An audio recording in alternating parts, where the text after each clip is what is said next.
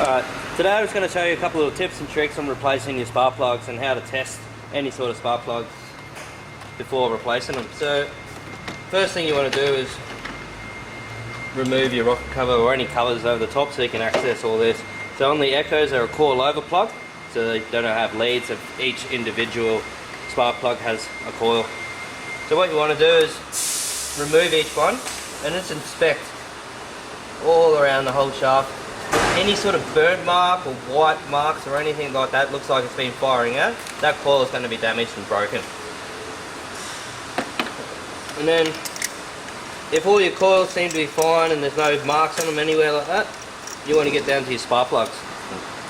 So you always, when you take the plugs out, you want to check, make sure there's no burnt marks up there. If there's big burn marks in there, that the spark plug's getting this end of its life. Same with the tip down here, the little electrode. You want that to be nice and square. Obviously on the Bosch plugs that we're going to replace them with, has a multiple point where they're a lot better style than the old electrode types. So when installing the new spark plugs, always use a decent spark plug socket. Make sure it can't rock around. If that does move around, obviously we'll crack that porcelain. You crack that porcelain, spark plug's useless. Always start the spark plugs with hand. You never just want to start doing it with a rattle gun or straight up with your ratchet. Always by hand, and then come back with your ratchet.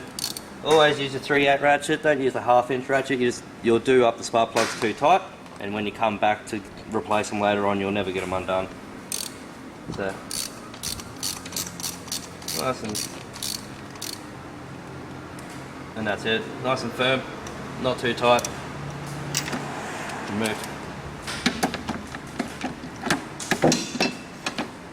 The spark plugs are, on most cars, a very simple job to do, and can save you a lot of fuel and everything like that if you do them. And all these parts are available at OnlineAutoParts.com.au.